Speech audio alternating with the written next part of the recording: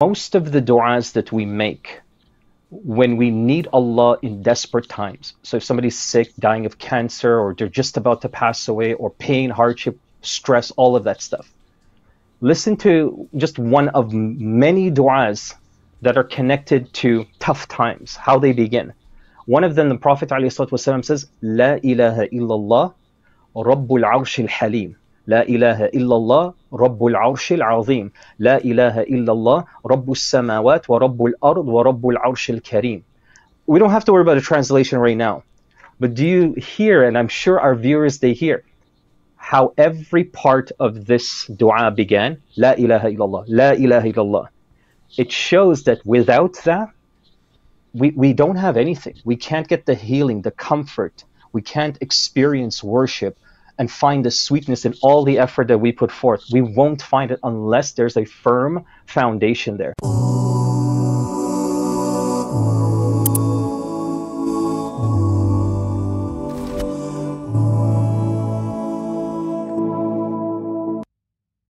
Assalamu alaikum. Welcome to our next episode of Quranic Transformation, continuing with our beloved Sheikh Musleh Khan, and this one will be doing verse number 8 till verse number 15. Assalamu alaikum, Sheikh. Wa alaikum assalam wa rahmatullah. Let's begin, inshallah, with your beautiful recitation. Yalla, bismillah. Bismillahir Rahmanir Rahim. واذكر اسم ربك وتبتل إليه تبتيلا رب المشرق والمغرب لا إله إلا هو فاتخذه وكيلا واصبر على ما يقولون واهجرهم هجرا جميلا وذرني والمكذبين أولي النعمة ومهلهم قليلا إن لدينا أنكالا وجحيما وطعاما ذا غصة وعذابا أليما يوم ترجف الأرض والجبال وكانت الجبال كثيبا مهيلا. Is it 14 that we're stopping, or you want to stop at the end of 15? You're right. Okay. So the 14 is JazakAllahu khair. Okay. Good observation there. All right. Okay, so I think let's start with the first theme here about this notion of devotion to Allah subhanahu wa ta'ala, right? And I think the first two verses, they're basically about the remembrance of Allah, dhikr, and devotion, and how what we learn from about Allah subhanahu wa ta'ala, and here about Him being the Rabb, and how do we take Him as our wakil. So I think let's talk about that, and then we can jump into other themes. So a good way to look at this is the ulama, they say everything that we do in Islam for Allah subhanahu wa ta'ala, think of it as practical exercise, right? You're getting involved in all the knowledge you've learned, and you're putting it into practice. You learn about dua, you're making dua. You learn about sadaqah, you're giving sadaqah, and so on and so forth. But this practice will never ever have any benefit to anybody.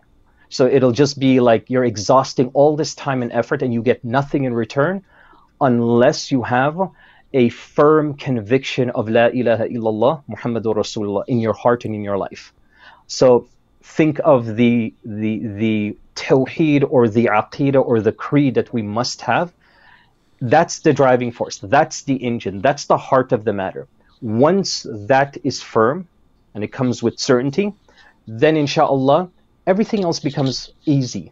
This is why the ulama, they say that qabil kulla musibatin bila ilaha illallah, like meet every single struggle in your life with la ilaha illallah.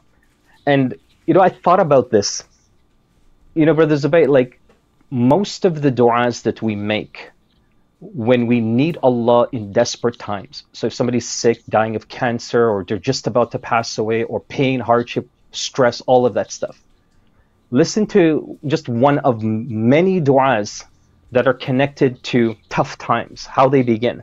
One of them, the Prophet ﷺ says, La ilaha illallah Rabbul Arshil Halim. لا إله إلا الله رب العرش العظيم لا إله إلا الله رب السماوات ورب الأرض ورب العرش الكريم. We don't have to worry about a translation right now, but do you hear, and I'm sure our viewers, they hear, how every part of this dua began? La ilaha illallah, la ilaha illallah.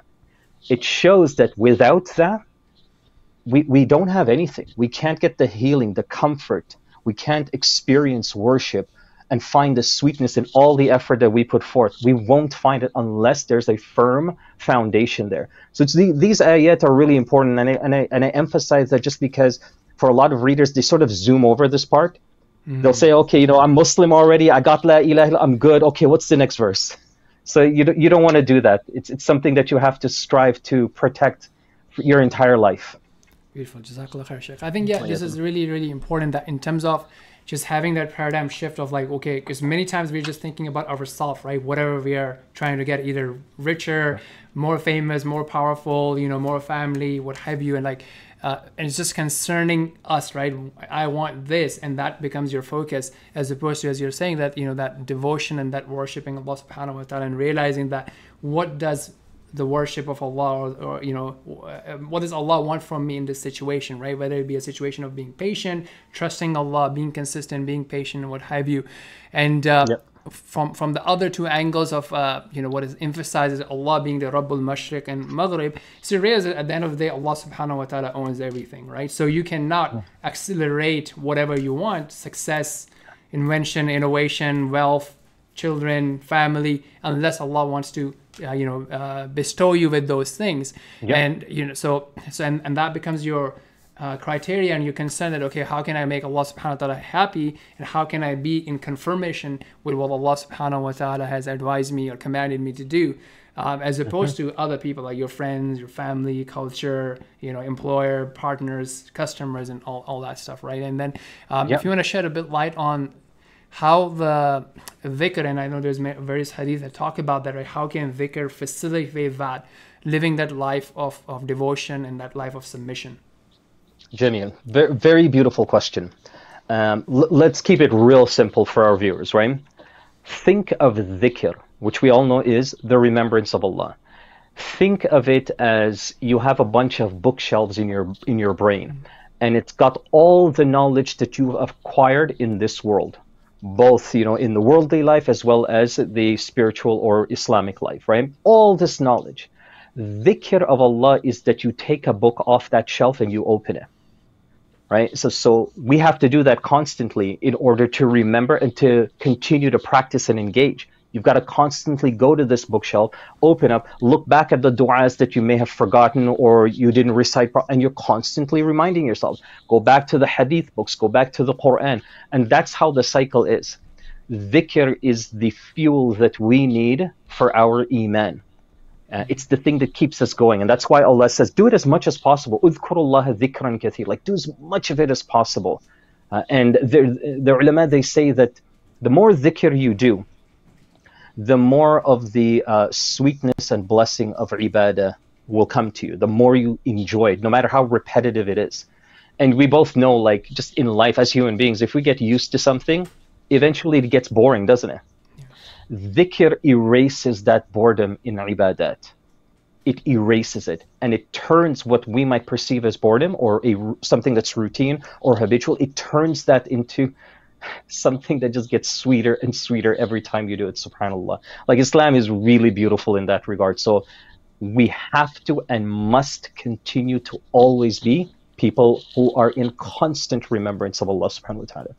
Beautiful. JazakAllahu khair. And I think this is something we can relate to, like from a worldly perspective, right? People who are trying to have this health transformation, how much, you know, quote unquote, dhikr they are doing about their calorie counting, watching content, workout content, this content, and that just makes them so conscious about their eating habits, their workout habits, and so on and so forth. Or, when recently in the last year or two, when the cryptocurrency was hot, a lot of people were into it, and you're consuming daily signals, content, this and that, right? And it's similar to that, like if you realize and it becomes important for you to have Allah subhanahu wa ta'ala and his pleasure in your life, dhikr will really fuel it and make it really sweet. Just like someone who is watching what they're eating and they don't even feel it because they're so absorbing that content that they enjoy doing that. Beautiful.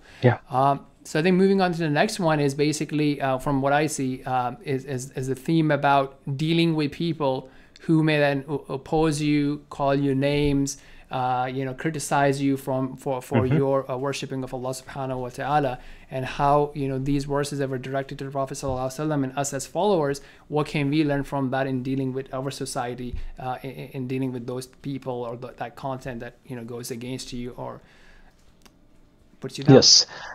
So verse number 10 is the one verse that I would go to. وَاصْبِرْ عَلَى مَا يَقُولُونَ وَاهْجُرْهُمْ هَجْرًا جَمِيلًا.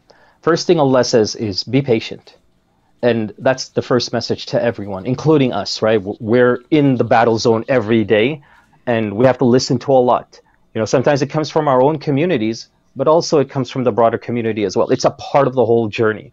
And I don't want to sound like we're insensitive to how people feel, but if we're going to really look at this honestly and look at the entire picture, everything that we go through, the hardships of just holding on to this message, we have to find a way to cope with that.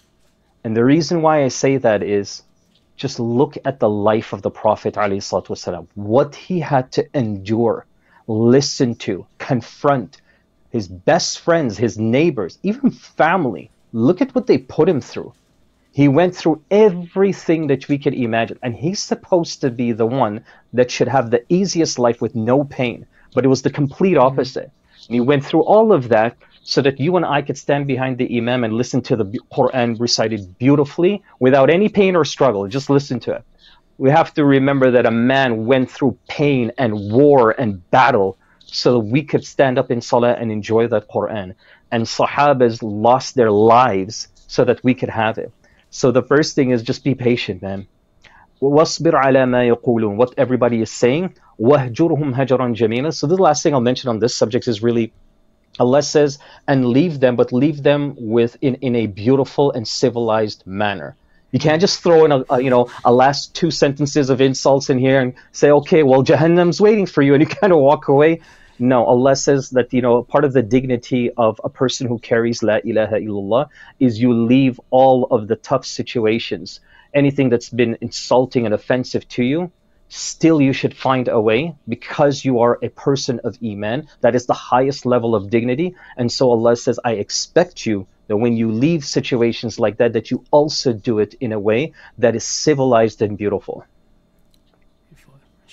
And I think from verse number 11, I think that's another interesting thing, right? That Allah says, Ulin ni'ma, right? So people usually the one that will go away, like, again, from a spectrum perspective, like totally going away and denying Allah subhanahu wa ta'ala, to the Muslims who, in general accept Allah and the ahkam of Allah, being now, easygoing or relaxing, becoming lazy or complacent as Allah opens the door of wealth and, different blessings in their life. So I think that's something to be careful about, that if Allah gives you more in this world, that is not a sign that Allah subhanahu wa ta'ala loves you more.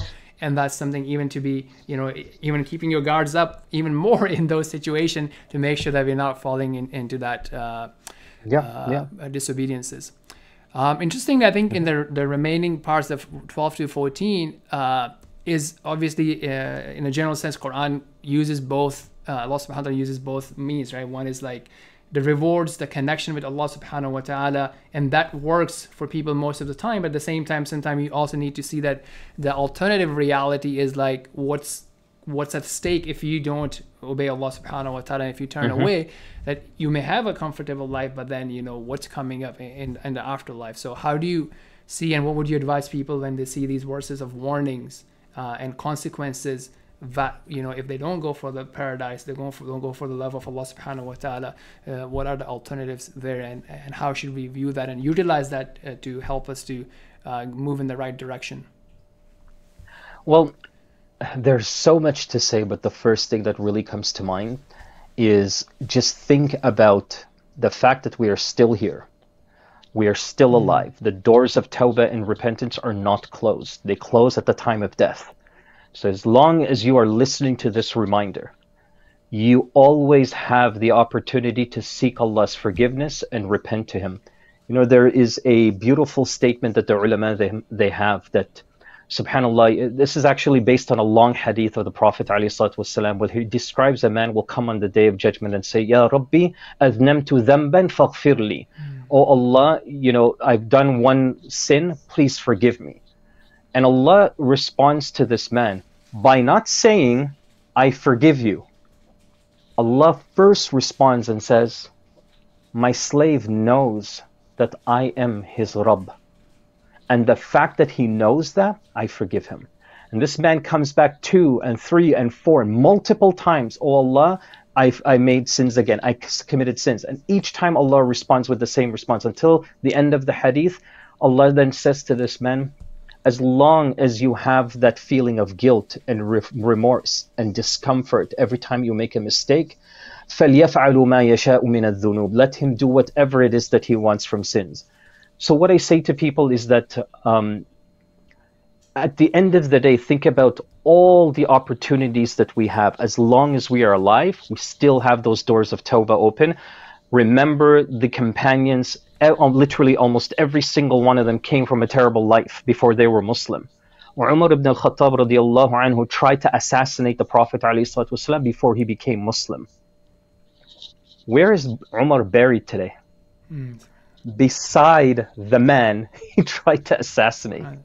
So you don't know what your tomorrow looks like. So I usually just focus the conversation on just stay positive with Allah, because that's what Allah wants from all of us. And the people who are subject to his punishment is, think of Surah Ar-Rahman. 31 times Allah says, look how many of the favors that they've lied against and they've denied. That many times Allah repeated himself. We as humans can't even do that with each other. After 2-3 times, I'm tired of repeating myself. Over 30 times in one surah. And it shows the ulama, they say, this is how many chances Allah gives us to really realize and understand. And so what I'm saying is that the people who get subject to Allah's punishment, really and truly, are people that just didn't want. They didn't want anything to do with Allah and his blessings. They outright rejected it. Even Fir'aun, as he was dying, Allah gave him one last chance. Say the Shahada. You know what he does? La ilaha illa amanat bi banu Israel wa ana min al-muslimin. He's like, La ilaha, whatever Bani Israel is saying. He couldn't even say Allah's name. Whatever they said.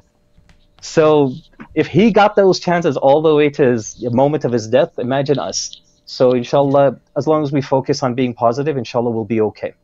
Yeah, I would like to echo that, the point of you are alive today, and I think that is a great blessing, because imagine if Allah wanted, right? If Allah wants to just put you into that punishment, he could just end your life today or yesterday, right? Just the fact that he's giving you another day is a blessing that, okay, here's another opportunity for you, right? Because if someone really wants to take, okay, khalas, you know what? You've done enough. Let's take you into the audit section. Now we will audit you, right? Yeah. So that day is really, really beautiful. JazakAllahu khairan. So with this, inshallah, we'll wrap up this episode, and we'll see you all in the next one.